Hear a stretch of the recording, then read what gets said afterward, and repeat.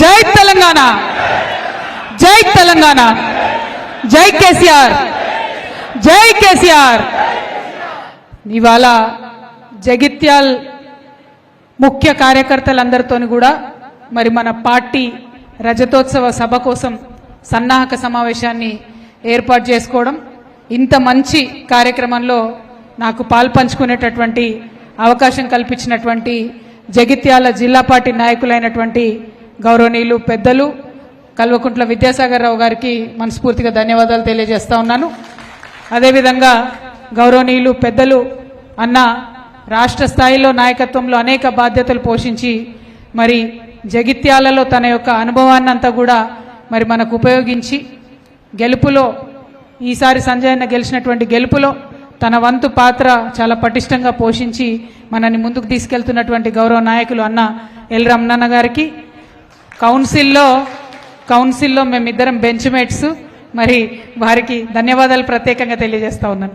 అదేవిధంగా నేను జగిత్యాల జిల్లా ఏర్పడ్డప్పటి నుంచి కూడా ఒకటే మాట చెప్తూ వచ్చిన, మా జగిత్యాల జిల్లాకు పెద్దన్న మా కొప్పులీశ్వర్ అన్న, వారు జగిత్యాల జిల్లా ఏర్పడ్డప్పుడు 2014లో వారి మంత్రిగా లేరు.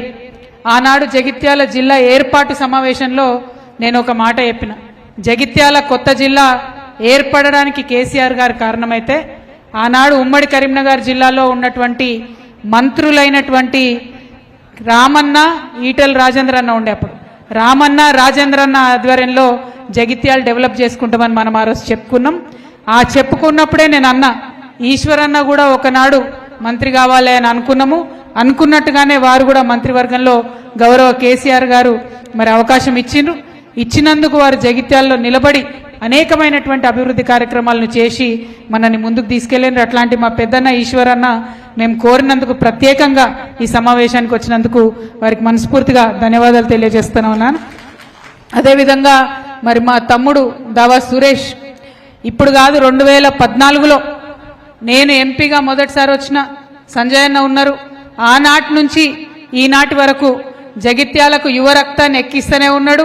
అద్భుతంగా యూత్ నంతా కూడా మోటివేట్ చేసి మొబిలైజ్ చేసి అందరికీ తలలో నాలుకలాగా బాగా ఓపికతోని పనిచేసేటటువంటి మా తమ్ముడు బీఆర్ఎస్వి నాయకుడిగా మొదలై అంచెలంచెలుగా ఎదుగుతూ వస్తున్నాడు పార్టీలో. కేసీఆర్ గారు డైరెక్ట్గా సురేష్ ఎక్కడా అని అడుగుతారు అని అంటే మరి సురేష్ కష్టం బీఆర్ఎస్ పార్టీ అధిష్టానానికి చేరిందనేటటువంటి విషయాన్ని కూడా తెలియజేస్తూ తమ్ముడు సురేష్ గారికి, అట్లానే సోదరి దావా వసంత గారు తొలి జెడ్పీ చైర్పర్సన్గా కొత్త జిల్లాకు తొలి జెడ్పీ చైర్పర్సన్గా అయ్యేటటువంటి అవకాశాన్ని సాధించుకున్నటువంటి వ్యక్తి, మరి చక్కగా నాయకత్వ పటిమను చాటుతూ ముందుకు సాగుతున్నటువంటి సోదరి దావా వసంత గారికి ధన్యవాదాలు తెలియజేస్తున్నాను. మరి మా అన్న 2001 నుంచి పార్టీ అద్భుతంగా సాగుతున్నటువంటి సందర్భంలో ఉద్యమ నేపథ్యంలో ఉద్యమాన్ని బలోపేతం చేయడానికి కేసీఆర్ గారితో కలిసి నడిచినటువంటి పెద్దలు ఓరుగంటి రమణారావు అన్న గారికి ధన్యవాదాలు తెలియజేస్తా ఉన్నాను. అట్లానే చాలా సీనియర్ నాయకులు కేసీఆర్ గారితో పాటు తెలుగుదేశం పార్టీలో ఉండి పనిచేసి ఆ తర్వాత టీఆర్ఎస్ పార్టీలో చేరి వచ్చినటువంటి పెద్దలు రాజేశం గౌడన్న గారికి ధన్యవాదాలు. అట్లానే మా సోదరి ఎంపీపీ సంధ్యమ్మ గారికి, మానాల కిషన్ గారికి, సరిత కిషన్ గారికి, అట్లానే సందీప్ గారికి,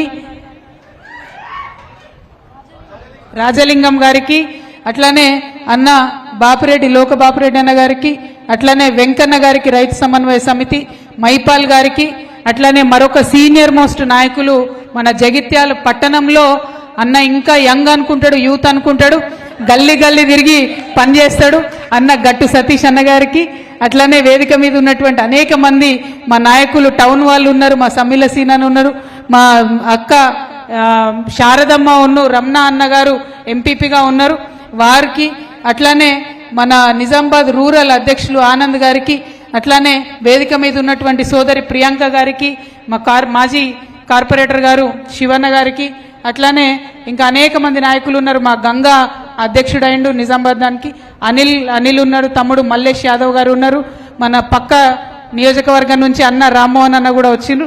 మరి ఇట్లా ఒకరు కాదు ఇద్దరు కాదు, వేదిక ముందు వేదిక పైన ఉన్నటువంటి అనేకమైనటువంటి నాయకులందరూ ఉన్నారు. ఏఎంసీగా పనిచేసినటువంటి రాణి గారు, శీలం ప్రియాంక గారు, ప్రియాంక ప్రవీణ్ గారు, ఇంకా చాలా మంది నాయకులు ఉన్నారు. అందరికీ పేరు పేరున నమస్కారాలు తెలియజేస్తా ఉన్నాను. అందరికన్నా ఎక్కువ మరి కేసీఆర్ గారి మీద నమ్మకంతో ఇవాళ ఈ సన్నాహక సమావేశానికే వందలాదిగా విచ్చేసినటువంటి కార్యకర్తలకు, గ్రామస్థాయి నాయకులకు, గ్రామ శాఖ అధ్యక్షులకు, మండల పార్టీలో ఉన్నటువంటి ప్రతి ఒక్కరికి, మా ఆడబిడ్డలకు, మా ప్రెస్ మిత్రులకు ప్రత్యేకించి హృదయపూర్వకంగా నమస్కారాలు తెలియజేస్తా ఉన్నాను. నిజంగా కేసీఆర్ గారు ఏప్రిల్ 27న మీటింగ్ పెట్టిండ్రంటే ఆ మీటింగ్కి ఖచ్చితంగా ఆడబిడ్డల ఆశీర్వాదం ఉంటుందని చెప్పి 5,000 రూపాయలు మరి విరాళంగా ప్రకటించినటువంటి మా బీడీ అక్క చెల్లెలకు శిరస్సు వంచి నేను నమస్కారాలు తెలియజేస్తా ఉన్నాను. కేసీఆర్ గారు ఒక అన్నగా నిలబడి మీకు పెన్షన్ ఇస్తే ఇవాళ వారికి అండగా నిలబడి మీరు ఈ డబ్బులు ఇవ్వడం, మాకు దారి ఖర్చుల కోసమని విరాళం ఇవ్వడం, మీ పెద్ద మనసును చాటుకున్నందుకు మా బీడీ కార్మికులకు అందరికీ కూడా హృదయపూర్వకంగా నమస్కారాలు. అట్లనే మా రాయకల్ తమ్ముడు శ్రీధర్ రెడ్డి ఉన్నాడు, సారీ మర్చిపోయినా, ఇంకా ఎవరిని చూసినా అందరు కూడా ఆత్మీయులు, అందరు కూడా హార్డ్ వర్క్ చేసే వాళ్ళే ఉన్నారు. ఎవరి పేరు చెప్పకున్నా దయచేసి క్షమించాలని నేను కోరుతా ఉన్నాను. ఇవాళ మీ అందరికీ తెలుసు 27వ తారీఖు అంటే దేవేందర్ నాయక్ గారు ఫస్టే చెప్పిండ్రు, మాకు అలవాటైన ముచ్చట్నే 27 ఏప్రిల్ అనగానే అందరు బయలుదేరుతూనే ఉంటారు, కండువాలు సరి చేసుకుంటా మీటింగ్కి పోవాలని బయలుదేరుతూనే ఉంటారు. కానీ ఈ సంవత్సరం ప్రత్యేకం. 25 సంవత్సరాలు అయింది టీఆర్ఎస్ పార్టీ పెట్టి. 25 సంవత్సరాల పండగ, రజతోత్సవం పండగ అంటే ఓన్లీ మన పండగ, గులాబీ పార్టీ కండువ కాదు. ఇది ఎవరి పండగ? ఇది తెలంగాణ ప్రజల పండుగ. ఎవరి కోసం పుట్టింది ఈ పార్టీ? తెలంగాణ ప్రజల ఆత్మగౌరవాన్ని చాటడానికి పుట్టినటువంటి పార్టీ. నిజంగా ఒక్కసారి ఆలోచించాలి. 2001లో కేసీఆర్ గారు ఈ పార్టీ పెట్టి ఉండకపోతే మనందరినీ కూడా తెలుగోళ్ళు అనేటోళ్ళు కానీ తెలంగాణ వాళ్ళని మాత్రం అనేవాళ్ళు కాదు. తెలంగాణ వాళ్ళు అనేటటువంటి ప్రత్యేక గుర్తింపుని తీసుకొచ్చి తెలంగాణ రాష్ట్రాన్ని అష్ట కష్టాలు పడి సాధించి భారతదేశం యొక్క చిత్రపటాన్ని మొత్తం మార్చినటువంటి గొప్ప నాయకుడు కేసీఆర్ గారు. మరి వారు పెట్టినటువంటి పార్టీ ఇవాళ 25 ఏళ్ళు అవుతుందంటే అది కేవలం బీఆర్ఎస్ పార్టీ చరిత్ర కాదు, తెలంగాణ ప్రజల చరిత్ర, తెలంగాణ ప్రజల పోరాట చరిత్ర. ఎందుకంటే అవమానపడ్డం. ఒక్కసారి యాద్ చేసుకోండి, అంతకుముందు ఆంధ్ర పాలనలో ఉన్నప్పుడు తెలంగాణ యాసలో మాట్లాడినామా మనం? తెలంగాణ యాసలో మాట్లాడాలంటే ఇప్పటికి కూడా చెప్తారు నాకు, ఐటీ ఆఫీసులలో పనిచేసేటోళ్ళు, హైదరాబాద్లో ఉండేటోళ్ళు, మా ఆడబిడ్డలు బయట షాపుకు పోయినా, దుకాణానికి పోయినా, హోటల్కి పోయినా ఏమండి అని మాట్లాడాలి, మర్యాదగా మాట్లాడాలి. అంతేగాని తెలంగాణ వాళ్ళు మాట్లాడుకున్నట్టు మన యాస మాట్లాడే పరిస్థితి లేకుండే. 2001లో కేసీఆర్ గారు మైకు వట్టి తెలంగాణ యాసలో మాట్లాడితే అప్పుడు వచ్చింది ధైర్యం అందరికీ. అప్పుడు గుండె నిండా ధైర్యం పెంచుకొని మన భాష, మన యాస, మన పండుగ, మన పాట అని చెప్పి పిడికిలెత్తి ఉద్యమించినాం.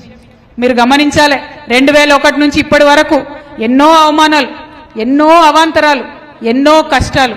ఇదే కాంగ్రెస్ పార్టీ 2004లో మనతో జట్టు కట్టింది. అన్న రమణన్న గారు చెప్పిండ్రు, ఇక్కడ జీవన్ రెడ్డి గారు గెలిచిండ్రంటే అప్పటికే చచ్చిన పీనుగులాగా పడి ఉండే కాంగ్రెస్ పార్టీ, దేశవ్యాప్తంగా జీర్ణ స్థితికి పోయిండే కాంగ్రెస్ పార్టీ. కానీ ఆనాడు గులాం నబీ ఆజాద్ గారు కేసీఆర్ గారి ఇంటికి వచ్చి ఈ కండువాతో పొత్తు పెట్టుకుంటే రాష్ట్రంలో, దేశంలో అధికారంలోకి ఆనాడు వచ్చింది కాంగ్రెస్ పార్టీ. అప్పుడు ఏం మాట ఇచ్చిర్రు 2004లో? ఇగో 2004లో మనం అధికారంలోకి రాగానే కామన్ మినిమం ప్రోగ్రాంలో పెడుతున్నాం, వెంటనే రాష్ట్రం ఇస్తామని చెప్పిండ్రు. కానీ ఇయ్యలే. ఎప్పుడు ఇచ్చిరు? 2004లో ఇస్తామన్నది కొట్లాడంగా అరిగోసవడంగా కేసీఆర్ గారు నా శవయాత్రను, తెలంగాణ జైత్రయాత్రను అని దీక్షకు పోతే దిగి వచ్చి అప్పుడు ఇచ్చిండ్రు తెలంగాణ. ఉట్టిగా ఇయ్యలే. ఆ 10 ఏళ్ళు మనందరం కూడా ఎన్నో అవమానాలు పడ్డాం గ్రామంలో. ఇంతకుముందు మా జలంధర్ చెప్పిండు, 2001లో కేసీఆర్ గారు ఆడ పార్టీ పెట్టంగానే జలదృశ్యంలో నేను ఇక్కడ జెండా పట్టినా అని. కానీ జెండా పట్టంగానే ఈజీగా ఏది రాలే. ఆయనకు రావాల్సిన ఇందిరమ్మ ఇల్లు 2005లోనే తీసేసిరని చెప్పిరు. అంటే కాంగ్రెస్ వాళ్లకు ఈ బెదిరింపులు కొత్త కాదు, మోసం కొత్త కాదు. ఆనాడు 2004లో మనని మోసం చేసిరు, మళ్ళా ఇవాళ 2024లో కూడా తెలంగాణ ప్రజలను మోసం చేసిరు. ఒక్క మాట ఒక్కటి కూడా వాళ్ళు ఇస్తామన్నది ఇచ్చినటువంటి పాపాన పోలే. ఏమిచ్చిరయా అంటే ఫ్రీ బస్ ఇచ్చినాం మహిళలకు అంటారు. ఫ్రీ బస్ ఇచ్చిరు, సంతోషం.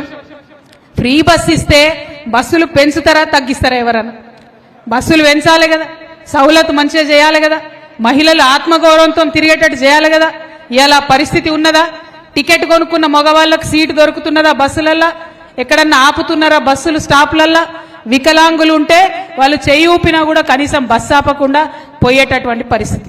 ఎందుకోసం? డ్రైవర్ మీద భారం, కండక్టర్ మీద భారం, ఆర్టీసీ బస్సుల మీద భారం. మరి బస్సులు మీరు పెట్టినరు ఫ్రీ బస్సు, కానీ బస్సులు ఎందుకు పెంచరు? మా ఆడబిడ్డలు సౌకర్యవంతంగా కూర్చునేటట్టు ఎందుకు చేస్తలేరు? ఒక బస్సు ఇచ్చి మిగతా ఎగబెడతామంటే మరి మనం చూసుకుంటా ఊరుకుందామా? బస్సు ఇచ్చినాం కానీ బంగారం ఇయ్యమంటాడు రేవంత్ రెడ్డి గారు. విందామా? అట్లనే చూద్దామా? వద్దా బంగారం మనకు? ఎన్ని మాటలు అన్నారు ఆనాడు మనల్ని. ఇగో కేసీఆర్ ఉట్టి చెక్కిస్తున్నాడు మీకు 1,00,000 రూపాయలు, మేము వస్తే బంగారం తులం బంగారం ఇస్తామని చెప్పిరు. తులం లేదు, మాసం లేదు, ఒక బస్సు ఇచ్చిరు, బంగారం తుసు చేసిరు. అవునా కదా? మరి నేను మీ అందరినీ కోరేది ఒకటే, రమణన్న ఈశ్వరన్న ఇప్పటిదాకా చెప్పిండ్రు ఈ మాట. ఇక్కడ ఒక కవిత చెప్తే నడవదు, అక్కడ పెద్దలు కేసీఆర్ గారు ఒక్కరు చెప్తే నడవదు, కేటీఆర్ అన్న ఒక్కరు చెప్తే నడవదు. మనందరం కూడా ఒక్కొక్క కేసీఆర్ కావాలి. ప్రతి గ్రామంలో మీరందరూ కూడా ముందుకొచ్చి ఇలా కమిటీలు వేసుకున్నారు. తమ్ముడు రాయకల్ మల్లేష్ మాట్లాడుకుంటే చెప్పిండు, అక్క 32 గ్రామాలు ఉంటే 31 గ్రామాలలో మేము కమిటీలు వేసుకున్నామని చెప్పారు, జెండా ఎగరేస్తున్నామని చెప్పిండు. అట్లనే ప్రతి గ్రామంలో కూడా ఈ పార్టీలు చేస్తున్న మోసాన్ని దయచేసి ఎండగట్టాలి. అది ఒక్క కాంగ్రెస్ అనే కాదు, మన బీజేపీ కూడా అదే పరిస్థితి ఉన్నది. పసుపు బోర్డు తెచ్చినామన్నారు. ఇవాళ ఒక్క విషయం దయచేసి ఆలోచించండి. పసుపు బోర్డు వస్తే పార్లమెంట్లో పెట్టలే, దాన్ని చట్టం చేయలే, డైరెక్ట్ ఒక గెజెట్ ఇచ్చిరు, పసుపు బోర్డు ఇచ్చినామని చెప్పారు. దాంతో ఇప్పుడు ఏమైతుంది? ఒక్కటంటే ₹1 కూడా పసుపు బోర్డుకి రాలేదు. మొన్న పసుపు ధర పడ్డది. అంతకుముందు బండి సంజయ్ గారు ఏం చెప్పారు?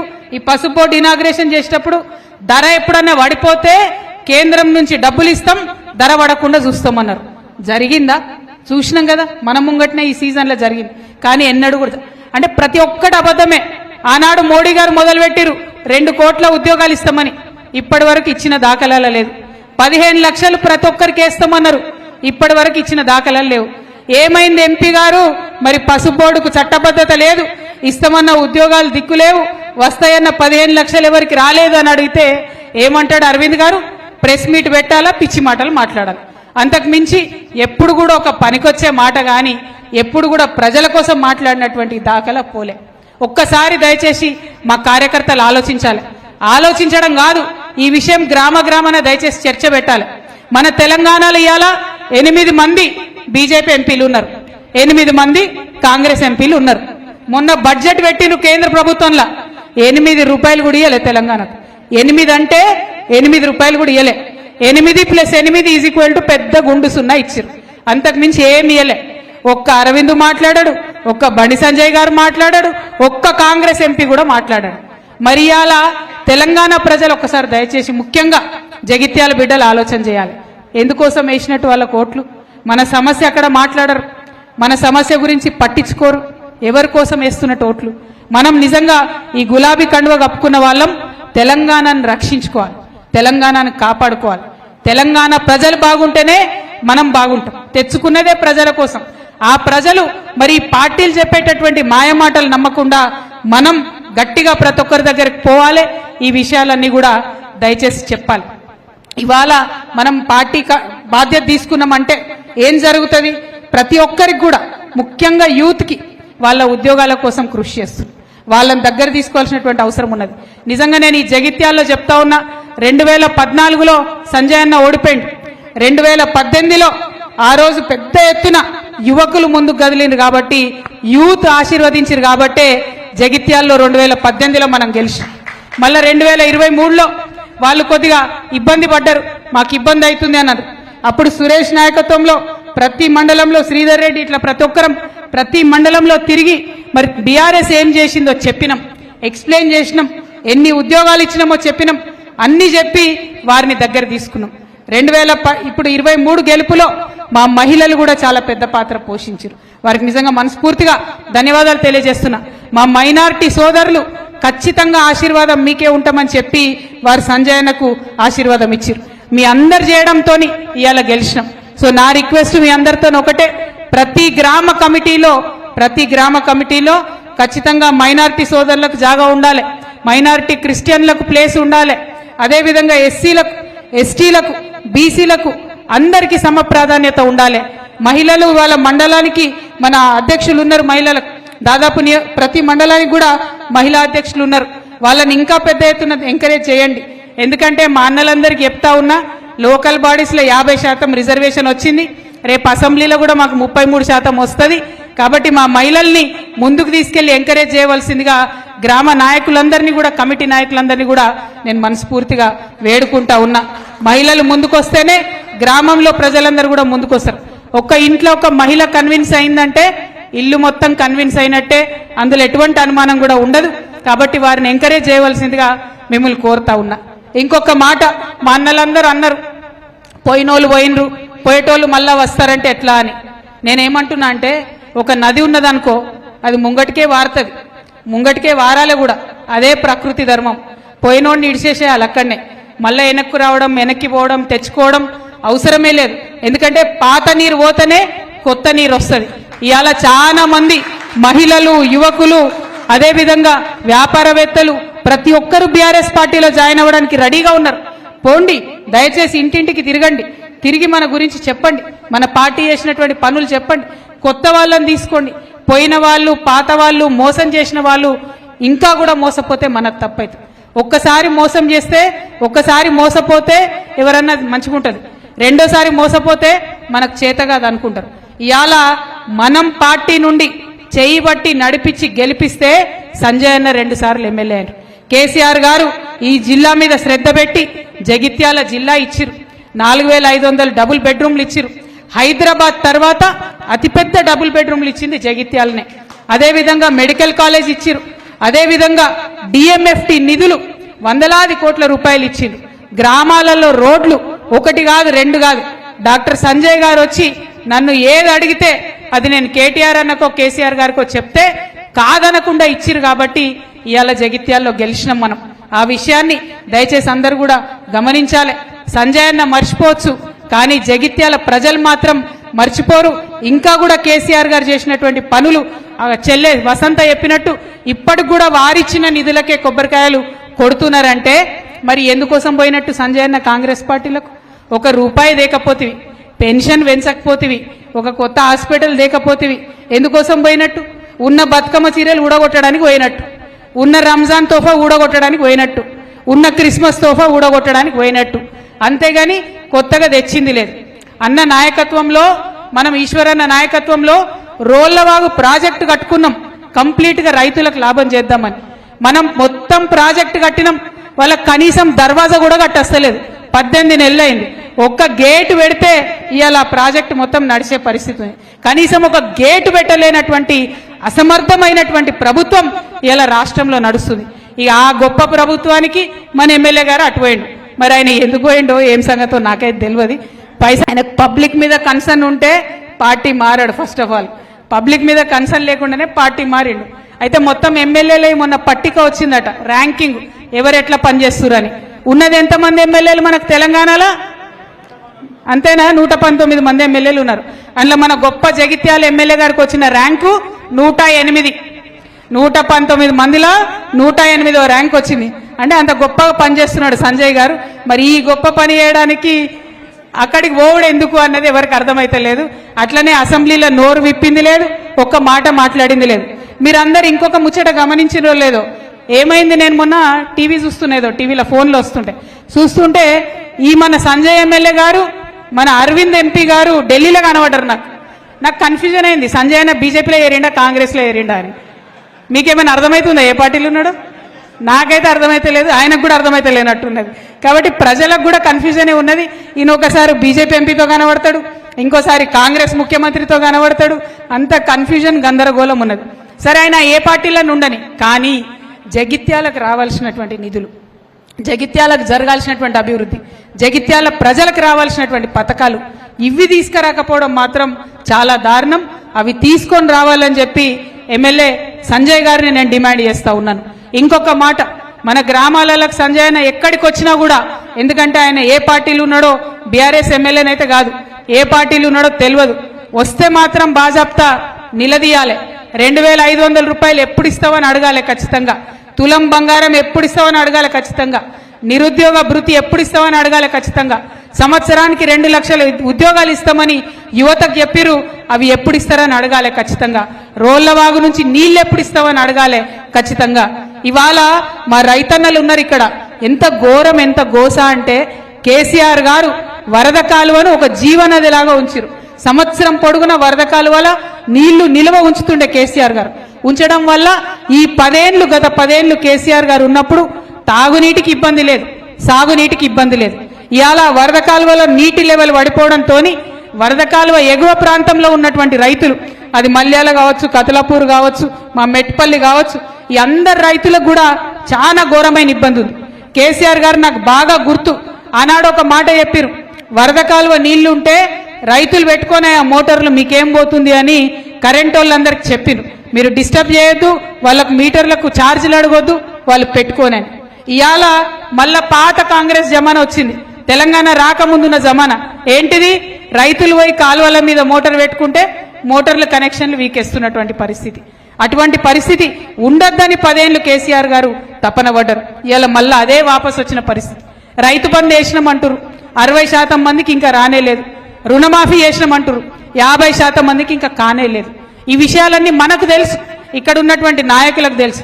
నా రిక్వెస్ట్ ఏంటంటే ప్రజలకు చెప్పేటటువంటి బాధ్యత ఇగో ఈ కండువా వేసుకొని కమిటీలలో ఉన్నటువంటి మనందరి మీద ఉన్నది. కాబట్టి గ్రామానికి దయచేసి కాంగ్రెస్ పార్టీ చేస్తున్నటువంటి మోసాన్ని తెలియజేయవలసిందిగా నేను మిమ్మల్ని అందరినీ కూడా కోరుతా ఉన్నాను.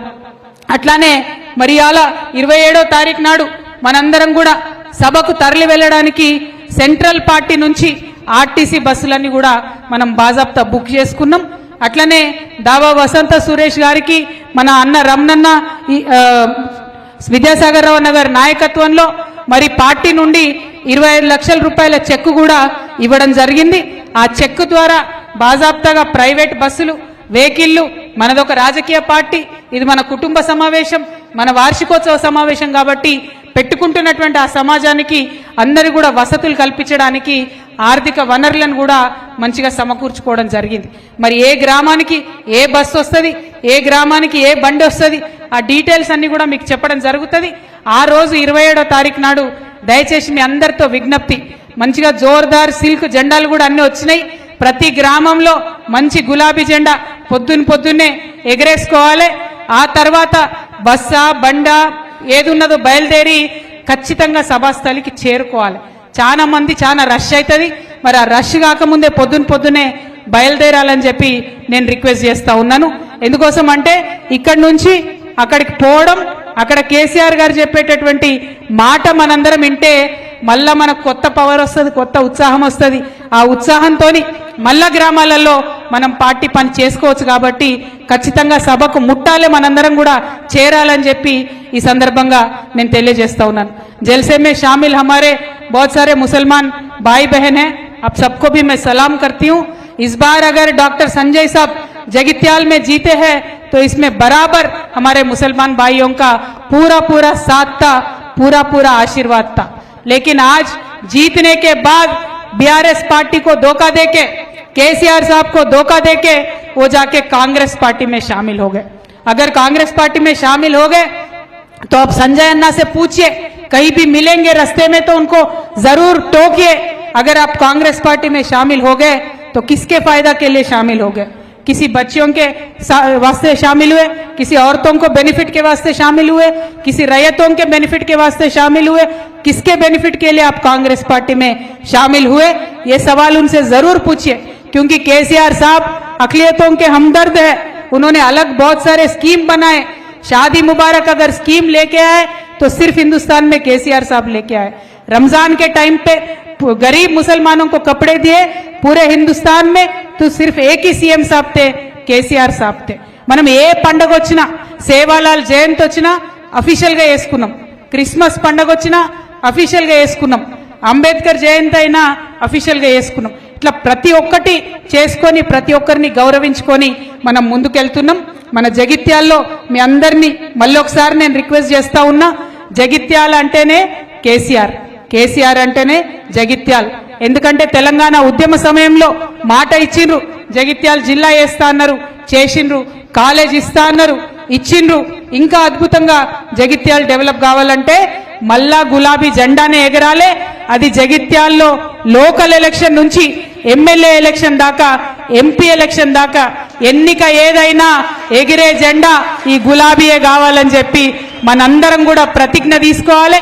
ఏప్రిల్ 27వ తారీఖున జరిగేటటువంటి మన మహాసభ తెలంగాణలో కుంభమేళా జరుగుతుందా అన్నట్టు ఉంటది. లక్షలాది మంది తరలి వస్తారు. కాబట్టి అందులో మన పాత్ర ఉండాలి. జగిత్యాల పిడికిలు కూడా అక్కడ లేవాలి అని చెప్పి మీ అందరినీ కోరుకుంటూ మరి పెద్ద ఎత్తున జాగ్రత్తగా తరలి రావాల్సిందిగా అందరినీ పిలుపునిస్తూ మీ దగ్గర నేను సెలవు తీసుకుంటా ఉన్నాను. ఎక్కడోళ్ళు అక్కడ 2 నిమిషాలు కూర్చోవాలి. ఎందుకంటే మంచిగా జగిత్యాల చలో వరంగల్ సభ పోస్టర్ మనం రిలీజ్ చేసుకోవాలి. కేటీఆర్ అన్న మనకు ఒక బాధ్యత పెట్టిండు. ఆనాడు నేను లేనటువంటి సందర్భంలో అన్న ఒక మాట చెప్పిండు, జగిత్యాల మళ్ళీ తప్పకుండా కవిత పోతుంది, అంతా కూడా తిరుగుతుంది, తిరిగి మరి పార్టీ బాధ్యత తీసుకుంటుందని. రామన్న ఆదేశాల మేరకు ఇవాళ మనం జగిత్యాలలో ప్రతి గ్రామంలో కమిటీ వేసుకున్నాం. ఫ్యూచర్లో పార్టీ నుంచి ఏ ఆదేశం వచ్చినా ఖచ్చితంగా ముందుకు తీసుకొని పోతాం. మరి పెద్దలు వారి డైరెక్షన్లో ముందుకు నడిచి పార్టీని బలోపేతం చేస్తామని కూడా మరొకసారి తెలియజేస్తూ దయచేసి ఒక 2 నిమిషాలు కూర్చొని ఉండాలి. పార్టీ పోస్టర్ ఆవిష్కరణ అయిన తర్వాత సభ ముగిసినట్టుగా భావించాలి. Thank you. జై తెలంగాణ, జై కేసీఆర్, జై కేసీఆర్.